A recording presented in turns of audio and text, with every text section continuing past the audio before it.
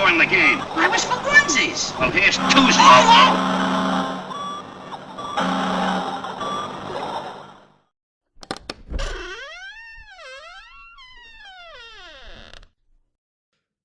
Ja, seid mir gegrüßt. Willkommen zu einem kleinen neuen Video. Und zwar soll es heute um einen Klassiker gehen aus dem Amiga-Bereich, Ports of Call. Und ich habe mir heute also auch hier mal Verstärkung geholt zu einem kleinen Interview. Und zwar den damaligen Entwickler, den Rolf-Dieter Klein. Also Hallo, eine der Entwickler. Ja, genau. Hallo, ich grüße Sie. Ja, der Herr Klein ist ja jetzt auch kein Unbekannter. Also er hat ja schon 1984 angefangen, den Computertreff zu moderieren und war auch Co-Moderator und Drehbuchautor der Sendung Einführung in die Mikroelektronik beim NDR Schulfernsehen. Lange ist's her. Ja, heute betreibt er ein Multimedia-Studio in München und bietet beispielsweise also so Software für Schiffssimulationen an und ist also beteiligt an vielen Forschungsprojekten, auch außerhalb von Schiffen.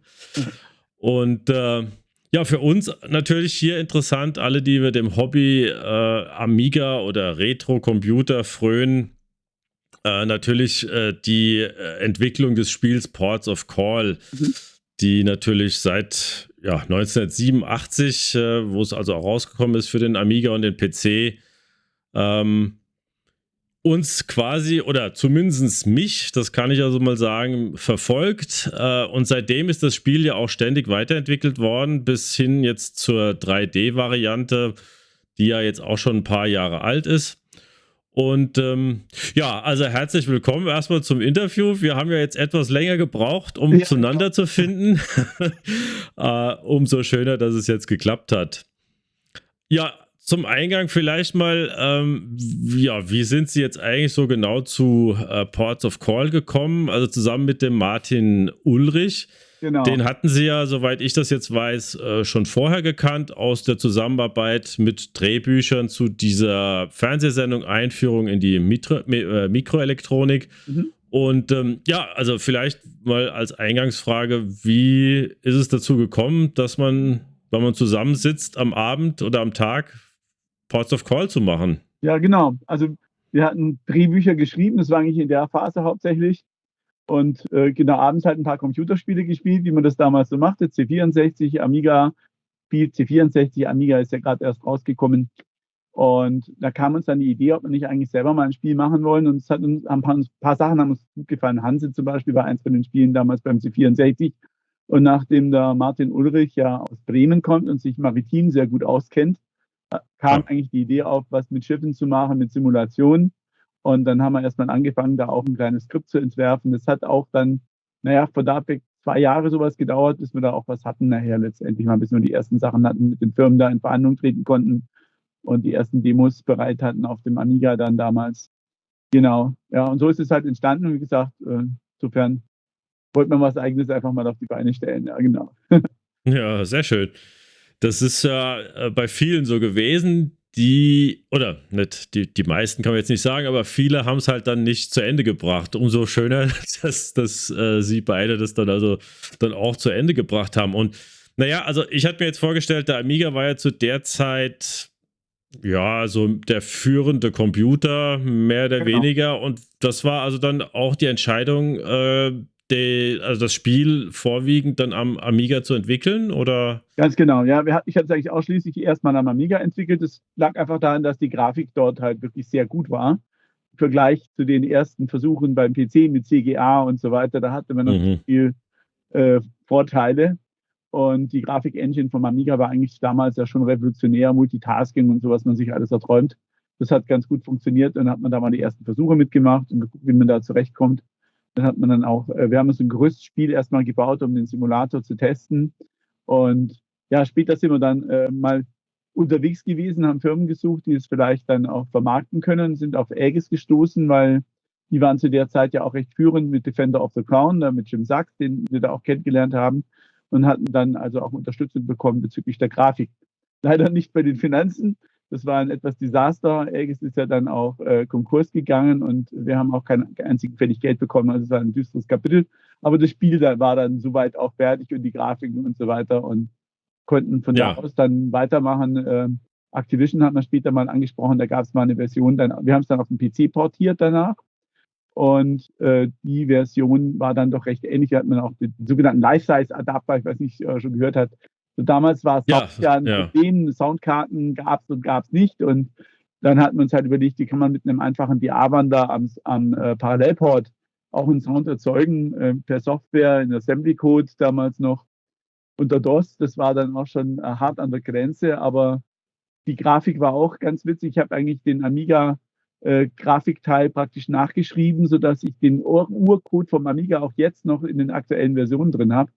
Und der setzt einfach auf eine virtuelle Grafikoberfläche auf ein Bitmap und generiert dort die Grafiken selbst mit den Originalfonts, die wir da hatten. Und dann kann man es relativ leicht sogar auf dem Macintosh und also iMac und Co.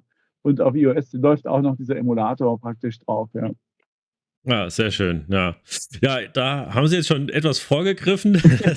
Da waren auch, da hatte ich dann auch noch, hätte ich Fragen drüber gehabt. Ja, klar, könnt ihr schauen wir mal, wie weit wir da kommen und uns überschneiden. Mir war aufgefallen, das fand ich irgendwie ganz witzig, auf dem Titelbild der Amiga-Version, da ist ja zu lesen Rolf-Dieter Klein, in Anführungszeichen Sparks, und Martin Ulrich, in Anführungszeichen Beethoven. Ja, genau. Gibt es da eine Geschichte zu? Nur ganz grob, wir haben uns damals überlegt, dass wir uns Pseudonyme zulegen als Name, aber das hat mir dann einfach den Namen auch wieder zugeordnet. So fand ich als Titel damals auch ganz gut. Mit Martin zusammen haben wir uns das ausgedacht, dass man so durchschleift quasi dann nachher, so als kleiner, also genau, kleines Pseudonym irgendwie, das man, genau. Wenn es irgendwie vielleicht nicht, wenn es vielleicht nicht so läuft, dann hat man das Pseudonym, dann erscheint der Name dann nicht so. Ja, genau, dann weiß man nicht so recht, was. Damals wusste ich auch nicht, was da draus wird. Also insofern Amiga hat es ja fast jeder gespielt letztendlich. Ne? Ja, genau. Ja, Sie hatten es eben erwähnt, die Grafiken mit dem Jim Sachs und dem R.E. Labar, ja. Also Sie hatten es kurz angerissen, aber wie kam es jetzt dazu, dieser Kooperation? War das dann im Rahmen von Aegis? Aegis, ja. Die beiden haben für Aegis ja gearbeitet und haben die Grafiken gemacht, und dann kam es eben, dann sagte, wir haben ja so einfache Grafiken, sage ich mal, vorher. Übrigens, kann ich dir nochmal erzählen, ein Buch zu, das habe ich jetzt mal geschrieben, wo die ganze Historie drin ist, auch mit den alten Grafiken, man sieht, wie das entstanden ist. The Making of Ports of Call, da ist das alles drin. Und da sieht man auch, da waren praktisch die ersten Skizzen so quasi als Vordemo, und die haben das dann überarbeitet, schön mit pixelgenauer Grafik. Das war ja damals eine Kunst, mit wenig Farben und wenig Pixeln wirklich tolle Grafiken zu machen. Heute kann man das ja, ich wollte schon sagen, mit KI machen, aber nicht ganz. Im Prinzip ist da immer noch eine große Kunst dabei, auch wenn man das sehr hübsch gestalten will. Und da waren die beiden einfach super. Das Defender of the Crown ist ja eins von den bekannten Spielen. Sah einfach auch toll aus. Und dann hatten die das halt gleich angeboten. Dann haben wir die ganzen Skizzen geschickt und welche Formate wir brauchen. Und dahingehend haben sie dann die Grafiken alle überarbeitet und neue Grafiken gemacht. Ja.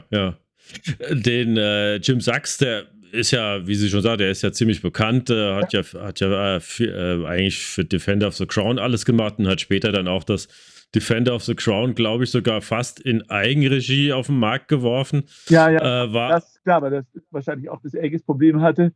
Wollte gerade sagen, wahrscheinlich ein Spiel hat uns auch mal erzählt, ist, glaube ich, auch für immer verloren gegangen durch einen Virus, und der hatte irgendwie mit Backups, die waren dann auch alle verseucht, sodass der komplette Code vernichtet wurde dadurch. Ne? Und ich weiß nicht, ob das jemals auf den Markt kam, ich weiß auch nicht, wie das hieß, aber das sind dann so die Leitgeschichten dieser Anfänge der Computertechnik auch, wo man das alles noch nicht hatte. Ja, ich kann mich da erinnern, ich glaube, das war irgendwie ein Thema, Jules Verne, 20.000 Meilen. Kann sein, also sowas. Ich kenne da auch 2, 3 Grafiken. Also die Story ist mir auch bekannt. Also, genau. Ja, Sie hatten es ja angesprochen, Aegis war ja dann irgendwie so ein kleiner oder ein größerer Reinfall eigentlich, also zumindest was das Finanzielle angeht. Also da kam da nichts mehr. Jetzt hatte ich gelesen, oder Sie hatten es auch beschrieben in Ihrem Making-of-Buch, was ich auch da nochmal vielleicht jemanden ans Herz legen möchte, der sich also für das Thema Ports of Call interessiert, ist interessant, also was da alles noch mit drin ist. Ich habe es auch gelesen, also wirklich viel Inhalt und auch viel Skizzen und so, also durchaus lesenswert. Ich hatte dann gesehen, 1989 wurde ja das Spiel dann nochmal veröffentlicht oder neu aufgelegt von der Disc Company. Da gab es dann auch nochmal eine andere Box, so eine rote Box.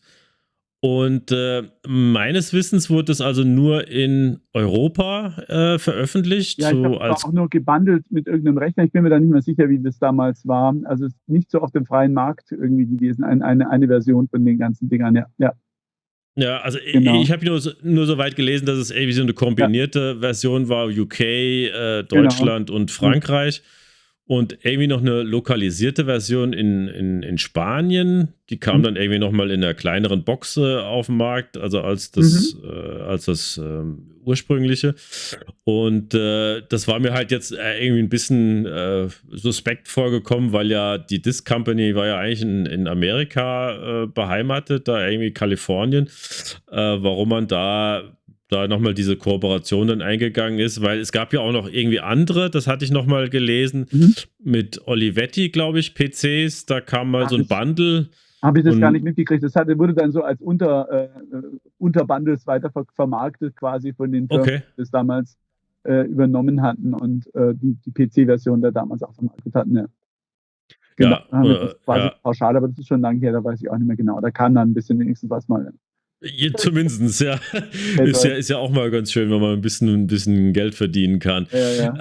Ja, also ich hatte von, wie hießen die jetzt? Mikrogenik oder so hießen die? Genau. Oder Mediagenik hießen die, glaube ich. Ja, das ist auch schon lange her, genau.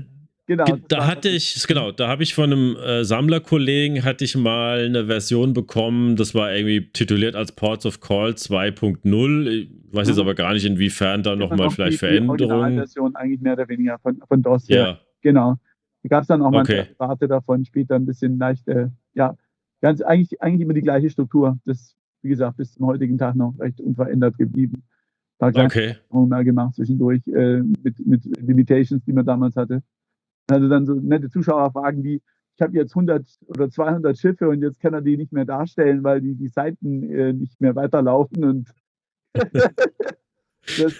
das hatte ich dann irgendwann mal beseitigt, dann bei der DOS-Version. Das ist bei den anderen Versionen, die jetzt dann auch rausgekommen sind, dann die VOG XXL-Version, da gibt es die Limitierung natürlich nicht mehr dann. Ne? Genau. Ja gut, ich meine, der Speicher vom Amiga und so, das war ja dann irgendwann auch ausgereizt. Ja, genau, da kommt man eh nicht mehr dann. Ja. Oder fragen auch, wann ist das Spiel eigentlich zu Ende? Ne? Es gibt kein Game Over eigentlich nicht wirklich. Es geht halt, wenn man gut spielt, geht es weiter und weiter und weiter und kann man dann schon spielen. Ja, genau. Ja, also mir hat das früher ja immer sehr viel Spaß gemacht und auch heute spiele ich ab und zu immer noch mal gerne eine Partie, weil es halt einfach so ein leichtgängiges Spiel ist. Also jetzt nicht, dass man sagen könnte, das Spiel ist prinzipiell leicht, aber halt es geht so locker von der Hand und man hat halt so seine Aktionen, die man macht und das funktioniert also wirklich auch heute noch vor allen Dingen, wenn man gar nicht gehalten, ja genau. Ja, also vor allen Dingen, wenn man halt auch mit 2, 3 Leuten am PC spielt oder am Amiga spielt, macht einfach immer noch Spaß. Ja, das kann man auch schnell mal starten und loslegen und muss da nicht tief einarbeiten, sich in irgendwelche Spiellogik und Sachen, die heute ja auch extrem komplex sein können. Es hat ja wieder seine Reize, ist ja auch was anderes, aber das ist so das Casual-Ding, eigentlich so wie ein Brettspiel eigentlich, so wie Monopoly elektronisch, man kann es einfach spielen und fertig. Und genau. Sowas, ja. Ja, also Sie hatten es ja, oder wir hatten es ja eben kurz angesprochen, das Making-of-Buch und ich hatte da mal nachgelesen, dass ja eigentlich der ursprüngliche Titel des Ganzen war ja Wagen und Winnen. Ja, genau. Und dann wurde es nochmal irgendwie umbenannt in Tramps. Ja, genau. Tramschifffahrt, der Tramschifffahrt behandelt, hat man es Tramps genannt. Und dann kamen wir auf die Idee über Martin Ulrich eigentlich auf die Idee Ports of Call, weil das ist ein Begriff aus der Schifffahrt. Der Hafen, wo man hinfährt, und das ist ein fester Begriff. Und dann fanden wir das eigentlich alle sehr cool und dann gesagt, okay, das nennen wir jetzt Ports of Call. Ja. Begriffe sind dann wieder verschwunden nachher. Das war so eigentlich ein Arbeitstitel erstmal nur. Das wurde nirgendwo dann veröffentlicht unter dem anderen Titel. Ja, ich fand es halt ganz interessant, Ja, also ja. vor allen Dingen halt auch das Tramps, Ja. dass man sich da halt an diese Schifffahrt da annähern wollte. Mhm. Aber Ports of Call ist natürlich dann irgendwie ein internationalerer Titel vielleicht. Genau. Also, Das beinhaltet ja Trendschifffahrt. Das ist ja, daher kommt das ja. ja. Die Operandus-Modus oder Modus Operandus, wie man so schön sagt. Ne? Genau. Mhm. Und da hatte ich halt gelesen, ich weiß nicht, inwiefern Sie sich da irgendwie noch erinnern können, da sind ja einige Dinge irgendwie verloren gegangen, nenne ich es jetzt einfach mal so. Also in der Ursprungsidee war ja zum Beispiel eine Schiffsregistrierung war irgendwie eingeplant, ein Aktienhandel und ein eigenes Menü für Mannschaftsmanagement und solche Sachen. Und ich glaube auch noch ein Minigame sollte mit rein, irgendwie Ratten an Bord, hatte ich da was gelesen. Genau. Das hat man ja später nochmal versucht wieder aufzugreifen in einer der 3D-Versionen, haben es dann aber auch wieder nicht realisiert, die Untergames. Aber in der Tat auch Aktiengeschichte kam ja erst bei Pocket XL dazu. Hat man auch ursprünglich mal angedacht und gesagt, dass irgendwann wird es einfach vereinfacht und strukturiert, dass man sagt, nicht zu viel, nicht zu überladen. Ich sage damals, Amiga-Zeit, so viel Rechenleistung hat man auch nicht. Und Bilder machen ist auch aufwendig. Das war dann irgendwann rund, nachdem wir auch den Simulator quasi hatten, die ersten Gerüste, wo man das Spiel testen kann. Und gesagt, die anderen Sachen machen es eher wieder schwierig zum Spielen nachher. Und insofern haben wir uns dann darauf geeinigt, dass wir das einfach etwas straffen, das Ganze, und das erstmal so implementieren. Okay, also dann quasi für später. Ich hatte halt gedacht, naja gut, man wollte natürlich auch, vielleicht war das dann eine EGIS-Vorgabe, das Ganze irgendwie auf eine Diskette packen, also nicht mehrere Disketten. Nee, also da waren wir relativ frei, da könnten wir nicht machen, was wir wollten. Das war nicht. Da war es ja auch schon so weit abgeschlossen, dass da am Algorithmus praktisch nichts mehr passiert. Ne? Genau. Okay. Ja. Also das Spiel war quasi schon vorher mehr oder weniger fertig, bevor man überhaupt zu Aegis gegangen ist. Die man schon voll spielen konnte mit allen. Also Spielelogik war schon voll implementiert. Nur die Grafik nicht. Die war damals, diese Skizzengrafik, ein bisschen einfach gehalten. Aber die Abläufe waren schon komplett integriert. Da kam dann auch nichts Neues dazu. Das wurde dann nur noch verschönert quasi. Ne? Genau. Okay. Ja, vielleicht noch ein Wort zur Portierung. Also Sie hatten es ganz am Anfang, hatten wir es kurz angesprochen, den Amiga-Code auf dem PC. Da hat man dann irgendwie eigene Bibliotheken noch erstellt. Die Grafik-Library vom Amiga damals für den PC implementieren, weil da gab es auch noch nichts wirklich Vernünftiges. Hatten nochmal so Zwischenlibraries verwendet und dann einfach irgendwann direkt so mit Bresenham und QKG von der Pike ab direkt implementiert. Und da waren die Rechner auch schon wieder so schnell, dass das gerade ging. Von daher, die Sprite-Grafik und das alles vom Amiga konnte man dann einigermaßen per Software abbilden. Und die Datenstrukturen habe ich aber komplett übernommen, so die ganzen Menüs und was er alles so hat. Das ist 1:1. Sind immer noch die Datenstrukturen vom Amiga definiert. Die Aufrufe, nur die Implementierung ist eine eigene Library. Okay, ja, das ist ja eigentlich eine ganz schöne Sache. Also man könnte quasi heute noch... Das kann man überall implementieren, weil ich verwende nichts außer einen Punkt zu schreiben in den Speicher. Also wir haben keine Grafikbefehle im Spiel selber drin. Komplett unabhängig. Aber selbst Sound gibt es natürlich eine Schnittstelle noch, wo man dann Waves abspielt. Aber auch die ist eigenes Format. Die ganzen Sounddateien haben immer noch einen Originalzustand. Okay.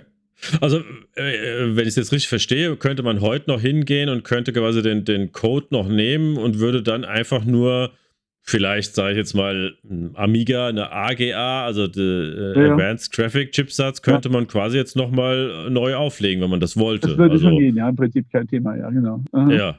Okay, das ist ja eigentlich eine interessante Herangehensweise. Der Kern ist nur noch der gleiche, ja, umgebaut dann auf 32-Bit oder 64-Bit und so weiter, natürlich, dass es kompatibel ist. Da musste man dann den Integers rumgucken, da waren dann ein paar Überläufe und sowas im Laufe der Entwicklung, aber der Rest ist sonst der gleiche. Ne? Prima. Ja, das ist ja toll. Ja, und dann hatten Sie es ja auch schon angesprochen, den Live-Side-Sound-Adapter für den Parallelport. Ich persönlich habe ihn nie im Einsatz gesehen, also ich weiß gar nicht, was das Ding eigentlich macht, ist in meinem Original leider nicht mit dabei gewesen. Genau. Aber es gibt ja, glaube ich, sogar, weiß nicht, ob es sogar ein Buch drin ist, einen Bauplan. Ja, Schallplatte ist ein Buch. Also sind eigentlich nur 8 Widerstände, beziehungsweise R2R-Netzwerk muss man da halt aufbauen mit entsprechenden Widerstandswerten. Und dann Ja, sieht man es an dem Parallelport, den es ja heute auch schon nicht mehr gibt. ja, Insofern, dann war es stimmt. das schon und dann aktiviert den Sound-Treiber, eine Assembly Language, die dann direkt auf dem Port das ausgibt. Ja. Ah, Das okay, hat damals, ja. da waren aber auch Implementierungen mit Soundkarte und sowas drin von früher. Das haben wir dann jetzt aber bei den Windows-PC-Versionen, nicht die DOS, haben wir es natürlich rausnehmen müssen, weil das dann ja auch Ja, nicht mehr auf die Ports zugreifen kann. Das ist heute alles isoliert, da kommt man nicht mal ran. Aber ja. das ist ja nicht das Problem. Ansonsten wird es schon direkt gehen. Mit 8-Bit-Auflösung und so von der Qualität her für damalige Zwecke völlig gereicht. Ja. Genau. Und Ja, es war ja im Prinzip am PC war es ja sowieso nur ein Gepiepse. Also ja, es war ja, deshalb Soundkarten, hat wie man es ja gesagt, wahrscheinlich. kamen erst auf damals gerade so die ersten. Ja, Dann hat man die dann auch unterstützt, dann konnte man es umschalten. Entweder den Life-Size-Adapter hieß er damals oder eben eine Soundkarte ansprechen für den Ton. Und da war der Amiga natürlich klar im Vorteil. Der hat das alles gehabt schon. ja, das stimmt. Ja. Da war er Also, klar im Vorteil. mhm. Ja. Ja, das ist im Prinzip jetzt schon so die Reihe oder die Liste an Dinge, die ich so Ja, gut. abgearbeitet Ja, ja. habe. Vielleicht zum Schluss nochmal so ein Ausblick irgendwie. Ja, Also wird was es erzählen. nochmal was Etwas, Neues geben? ja, das einmal das, zum anderen haben ja seit es ist schon fast 15 Jahre, dass wir für Disney auch eine Spezialversion immer machen. Ports of Call Simulator 2 gibt es in verschiedenen Varianten. Läuft auf, ich glaube, jetzt sind 4 Schiffe von Disney, haben wir gerade wieder einen Auftrag gekriegt, nochmal Hardware nachzurüsten. Und da kann man dann Ports of Call auf, aber nur den Simulatorkern mit Disney-Schiffen, mit Original, die gibt es natürlich hier nicht bei mir. Die Ja, sind exklusiv für Disney entwickelt worden, damals die verschiedenen Versionen. Und ja, dann kann man dann auf dem Disney-Schiff selbst wieder Simulator spielen mit den Disney-Schiffen und einparken und so weiter und so fort und Wettrennen machen und sowas. Und das ist ein Derivat von Ports of Call Simulator 3D2, der sich wieder in ja, XXL integriert, damit man halt auch wirklich mal mit 3D-Schiffen einparken kann, ausparken kann und fahren kann und so weiter. Und da haben wir, ja, ein Derivat ist noch, in einem Museum steht das irgendwo zwischen, bei Norwegen, irgendwo in der Gegend. Auch nicht mhm, schlecht. Ich weiß nicht, ob es noch aktiv ist, das habe ich jetzt auch länger nichts mehr gehört. Ja, und weiter, was wir in Zukunft machen, es steht immer noch auf der High-Order-To-Do-Liste, einmal die iOS-Implementierung wieder zum Laufen zu bringen. Das ist uns irgendwann weggekippt ab irgendeiner der Releases. Funktionierte der Portrait Landscape Mode nicht mehr bei Apple. Und zwar mhm, so, dass man es eigentlich nicht reparieren kann. Also ich hatte eine Version, die geht und dann plötzlich geht sie wieder nicht. Und kein Mensch weiß warum. Und da muss man jetzt, eigentlich muss man das Ding erstmal einstampfen und neu programmieren. Also den Kern kann ich natürlich übernehmen, aber ja, die ganze Oberfläche ist auch nicht unkomplex geworden beim Apple mit den Buttons und dem Zeug und Sprache. Und das muss man sich jetzt mal ranmachen und dann halt mit den aktuellen Programmiersprachen, die dann auch mit Portrait Landscape inzwischen, wenn ich es neu generiere, funktioniert es, aber dann passt das alte nicht mehr rein.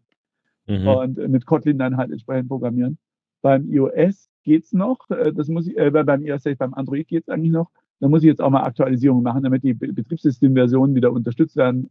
Rekompilation, leider läuft das da auf dem Rechner, auf dem ich immer gemacht habe, mit Windows 7 nicht mehr, weil das Android Studio nicht mehr funktioniert auf dem Rechner. Nach einem Update hat sich das weggeschrottet.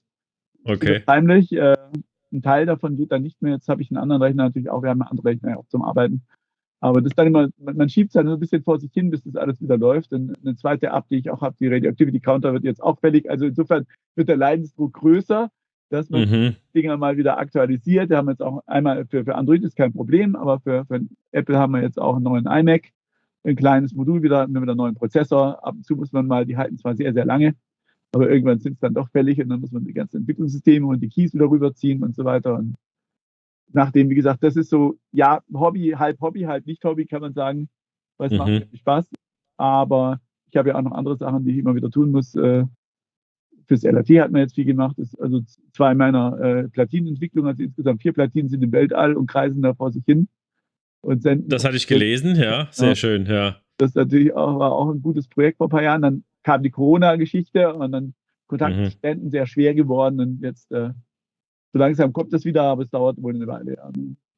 Professor okay. Ulrich, Walter Ulrich, der da auch immer mit dran war, ist jetzt dann auch schon im Ruhestand oder fast im Ruhestand. Aha. Muss man erstmal wieder neue Sachen aufbauen, also in der Richtung. Und sonst machen wir sehr viel auf dem Medizinbereich.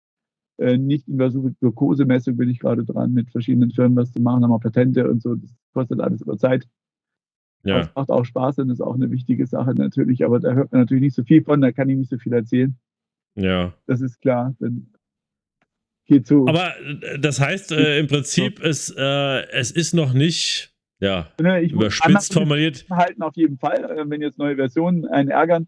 Also sprich neue Ja. Betriebssysteme muss man da wieder hin. Wir haben jetzt zum Beispiel das Flash entfernt aus dem POC XXL und mit Mhm. Videos ersetzt. Das war dann einfach der Leidensdruck sehr groß.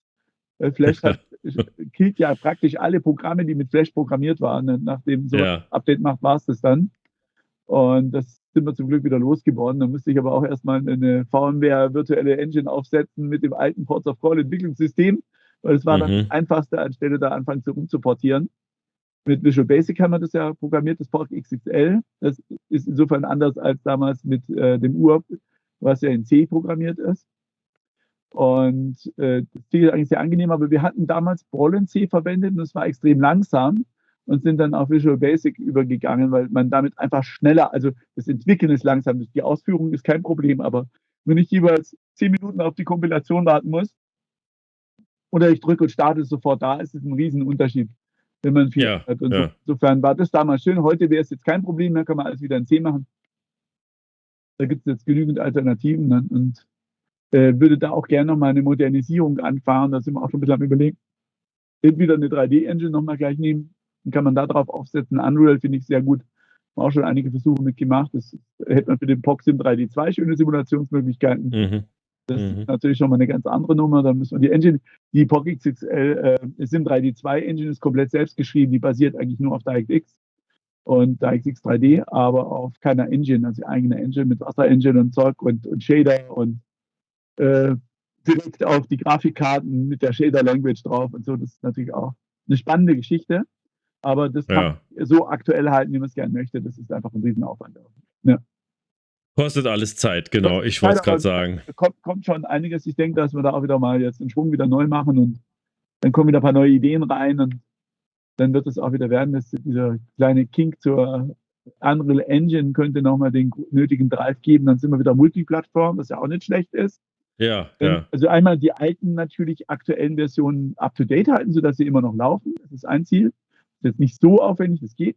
Und dann halt auch eine Weiterentwicklung, aber dann basierend auf einer neuen Engine. Das steht immer noch ganz, ganz oben eigentlich. Dann gucken wir, ob wir da nochmal Grafiker wieder kriegen, die sich da ein bisschen volontärmäßig machen. Dann kann man Ja, bestimmt was Schönes tun, ja. kann man ja an der Stelle dann auch mal erwähnen. Also wer sich hier irgendwie vielleicht imstande sieht, da weiterzuhelfen, der kann sich ja vielleicht gerne mal an den Herrn Klein wenden. Da gibt es ja vielleicht einige, die auch wie ich da auch noch warten, dass sich da Ja, vielleicht wieder mal etwas tut. Also da hier mal der Aufruf an alle, wer also da fähig ist. Auch, die immer wieder dazukommen. Das sehe ich ja hier an den aktuellen Downloads und Sachen und so. Also das läuft schon noch, jetzt nicht üppig, aber durchaus mehr als bei anderen Spielen, die so auf dem Markt sind, denke ich mal, auf jeden Fall. Okay. Geht ja jetzt alles ja, das ist, da braucht man keine Verlage mehr wie früher. Das ist halt viel besser geworden. Wir haben ja eine Version auf Steam, das finde ich sehr, sehr gut. Das läuft prima. Da wird man vielleicht auch mit weiterarbeiten mit der Plattform. Dann ist es für viele User sehr viel einfacher mit dem Download und Installieren und so weiter. Ja. Das ist wirklich ein großer Vorteil auch. Das stimmt, ja. Also Steam oder auch GOG, also Good Old Games, das ist wirklich eigentlich eine gute Sache für gerade so ältere Spiele, die da nochmal gerade auf GOG aufgelegt werden. Genau. Wenn die also laufen, ist also super, ja. Perfekt, ja. Nee, denke ich auch, ja. Nee, super, ja, genau. Wunderbar. Ja, schön. Dann würde ich sagen, ich bedanke mich recht herzlich bei Ihnen für das Gespräch und hoffe, dass wir da in Zukunft vielleicht nochmal wieder ein bisschen mehr von Ports of Call hören werden. Genau. Und würde mich an der Stelle dann bei Ihnen bedanken und verabschieden. Ja, perfekt. Dann, ciao, genau.